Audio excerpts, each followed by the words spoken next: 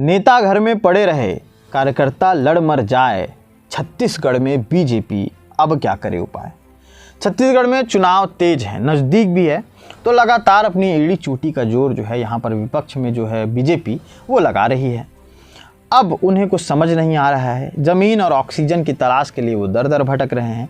बड़े से बड़े नेता उनके दुर्ग भिलाई में आकर के दौरा करते हैं, फिर भी वो ऑक्सीजन की तलाश के लिए पहुंच जाते हैं देवेंद्र यादव के घर के पास उनका घेराव करने। ऑक्सीजन की ही तलाश कहूँगा, क्योंकि जिस मुद्दे को लेकर के वो पहुँचे थे, शायद वो मुद्दा वहाँ जा कर के वो उस मुद्दे से ही भटक गए। वो बीजेपी जिसके संगठन ध्वस्त और कैडर बेजार हैं, फिर भी यहाँ हर कोई टिकट का दावेदार है। वो बीजेपी जो लगातार अपने आप को अनुशासन और कैडर बेस मानती है, वहाँ पर स्थिति इतनी गंभीर हो चुकी है कि संगठन में ही कई ऐसे गुट बन चुके हैं जिनके अपने अपने कार्यकर्ता अपने अपने तरह से एड़ी चोटी का जोर लगा रहे हैं। अब हुआ कल कुछ यूँ था, कल की तारीख जो विधायक देवेंद्र यादव हैं उनके घर का घेराव करने के लिए बीजेपी पहुंची हुई थी। हमने तस्वीरें और खबरें भी दिखाई। वहां पर पहुंचने के बाद मुद्दा ये था कि लीज वाला जब से मुद्दा आया है बीएसपी का, उसके बाद लगातार अखबार हो या पेपर हो या टीवी हो या चैनल हो, लगातार अपने अपने तरह से टीका टिप्पणी कर रहे हैं। उसी को लेकर के, स्पष्टीकरण को लेकर के विधायक देवेंद्र यादव के घर का घेराव करने के लिए बीजेपी के दुर्ग के जो जिला अध्यक्ष हैं वो और तमाम बीजेपी के कार्यकर्ता वहां पर पहुंचे थे। महिलाएं भी पहुंची थी, बच्चे भी पहुंचे थे। बच्चे क्यों पहुंचे थे नहीं पता। अमूमन देखा जाता है कि कोई भी पार्टी हो, किसी भी पार्टी में जब रैलियां होती हैं तो कुछ लोग पहुंच जाते हैं, उन्हें मुद्दा ही नहीं पता होता। खैर, यहाँ पर भी मुद्दे से भटकते लोग नजर आए और लड़ते आए चाय और बिस्किट पे, चाय पानी बिस्किट पे। दरअसल वहाँ पर हो गया था इनके साथ खेला। बीजेपी का घेराव कार्यक्रम था, जहाँ पर कांग्रेस ने उनके जलपान की व्यवस्था कर दी। इसी पे हो गई लड़ाई, लड़ाई के बाद कड़ाई, कड़ाई के बाद पुलिस बल, और पुलिस बल के साथ बैरिकेड और डंडा लाठी सब चीज़ तैयार था। हुआ कुछ नहीं, क्योंकि मुद्दा जो था, मुद्दे में ही जब कुछ नहीं हुआ तो वहाँ क्या होता। सिर्फ हो हल्ला हुआ, हो हल्ला के बाद सारी चीज़ें जैसी की तैसी हो गई। मुझे समझ नहीं आता कि ये हो हल्ला करके कौन से मुद्दे पर विजय पाई जाती है। ये इस तरह से लोगों को परेशान करके या इस तरह से चीज़ों को रोक के, अमूमन आपने देखा होगा पार्टियां जब भी कुछ ऐसा होता है तो सड़कें जाम कर देती हैं, हाईवे रोक देती हैं, पटरियों में भी कुछ लोग बैठ जाते हैं। ये क्या चीज़ है? इससे क्या होगा? इससे लोगों को तकलीफ़ ही तो होगी। तो लोगों के पास इतना समय है कि वो इन सारी चीज़ों के लिए तैयार हैं। खैर, पार्टी की बात है, पार्टी के कार्यकर्ता हैं तो वो ईमानदारी से पार्टी के लिए कुछ भी करने के लिए तैयार हैं।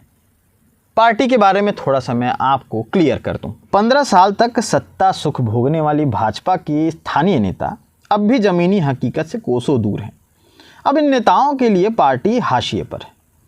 ज़मीन छोड़कर आसमान निहारने वाले ये नेता पार्टी को बुलंदियों पर पहुंचाने के बजाय अपना कद बढ़ाने में लगे हुए हैं। ठीक यही स्थिति इन नेताओं के समर्थकों की भी है। वे भी पार्टी के प्रति निष्ठा और समर्पण दिखाने के बजाय अपने नेता को खुश करने में लगे हैं, क्योंकि उन्हें लगता है कि नेता को खुश करके वे मनोवांछित फल हासिल कर पाएंगे। अब दरअसल अपने नेता में किसी समर्थक को भावी सीएम नजर आ रहा है तो किसी को मंत्री का लाभ पद। कई समर्थक तो टिकट की प्रतीक्षा में भी नेता की चाटुकारिता में व्यस्त हैं। अब फजीहत पार्टी की हो रही है। पिछले विधानसभा चुनाव में भाजपा को दुर्ग जिले से महज 1 सीट मिली थी। जिले के जितने भी कद्दावर नेता हैं उन्हें इस बात का मंथन करना चाहिए कि बाकी की जो सीटें हैं उनमें कैसे कब्जाया जाए, उन्हें कैसे कब्जा किया जाए। लेकिन इस ओर ध्यान देने के बजाय पार्टी के नेता इस गुणा भाग में लगे रहते हैं कि दूसरे गुट के व्यक्ति को टिकट न मिल जाए। जब संगठन में 2 गुट हो जाए तो इसी तरह की लड़ाई शुरू हो जाती है। अब देखिए ना, संगठन है, गुट हैं, तो अलग अलग कार्यकर्ता भी हैं, अलग अलग मानसिकता है, अलग अलग विचार हैं। एक ही संगठन, एक ही परिवार में जब कई तरह के लोग अलग अलग तरीके से लड़ रहे हों, वो भी आपस में, तो ये बड़ी समस्या हो जाती है। समस्या यहाँ भी है।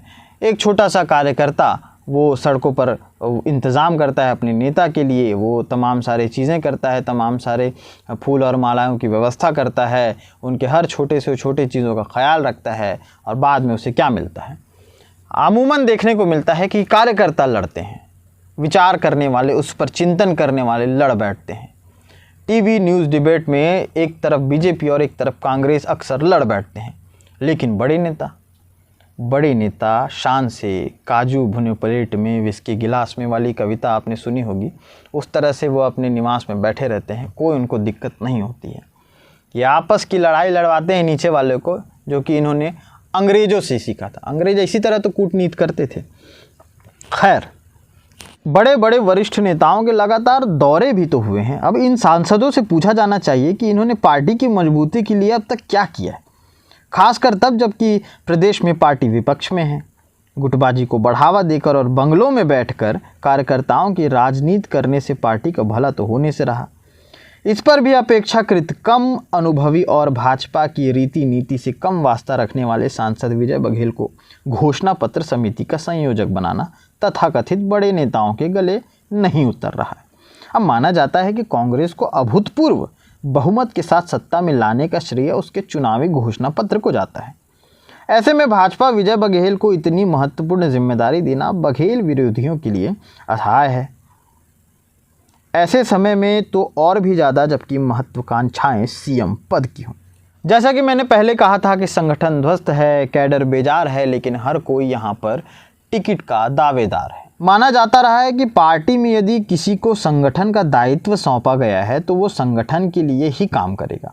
अब मुख्य रूप से संगठन को इतना मजबूत बनाएगा कि चुनाव के वक्त कार्यकर्ता प्रत्याशी के लिए दिन रात एक कर दे। लेकिन यहाँ भिलाई और दुर्ग दोनों जिला संगठन के प्रमुख स्वयं टिकट के दावेदार बताए जा रहे हैं। चर्चा है कि दोनों जिलाध्यक्षों ने संगठन को अपनी भावी पारी के हिसाब से तैयार किया है। मसलन दुर्ग जिलाध्यक्ष जितेंद्र वर्मा पाटन क्षेत्र के रहवासी हैं। वे यहाँ से विधानसभा टिकट की मांग भी करते हैं। वे इस बार भी टिकट की प्रतीक्षा में। इसी तरह भिलाई जिलाध्यक्ष जो ब्रजेश बिचपुरिया वैशाली नगर के क्षेत्र से टिकट के आकांक्षी हैं।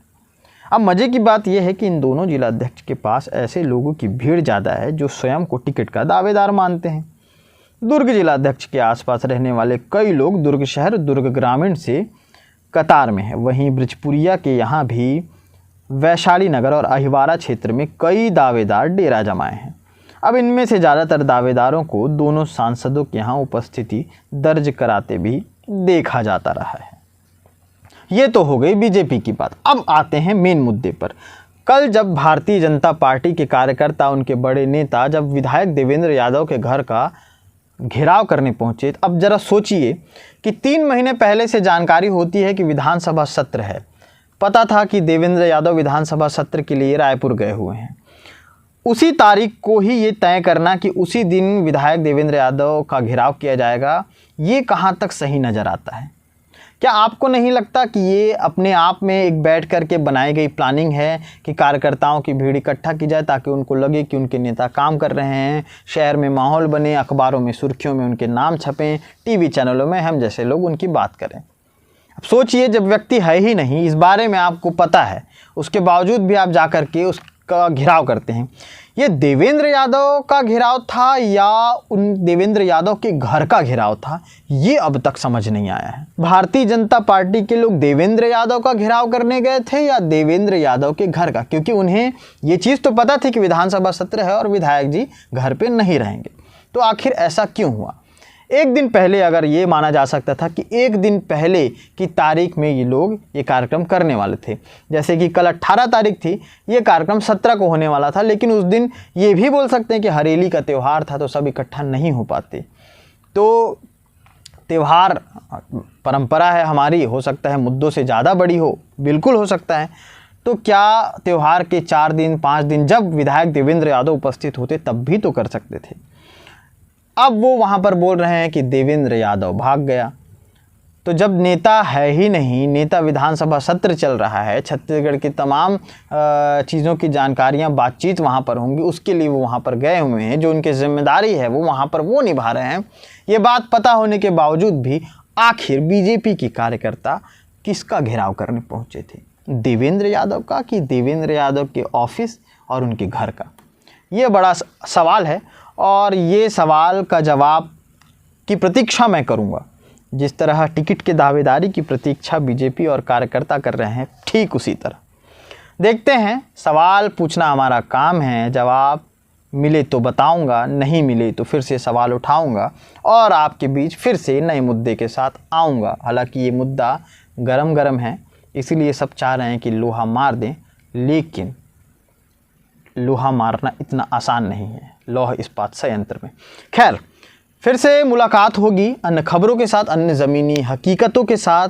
जो चीज़ें थी, जो चीज़ें कल हुई, उसको लेकर के हमने आंखों देखी, जो दिखाया था वो सारी चीज़ें भी थी वहाँ पर।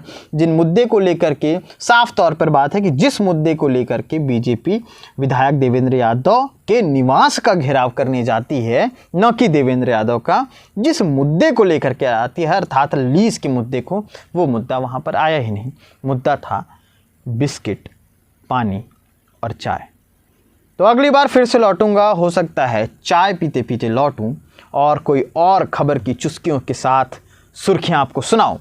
देखते रहिए केपी न्यूज़ और इस चैनल को सब्सक्राइब कर लीजिए, क्योंकि अब मज़ेदार और भी मज़ेदार और टिक्का टिप्पणी वाली खबरों के साथ हम आपके बीच आते रहेंगे, खबरें दिखाते रहेंगे।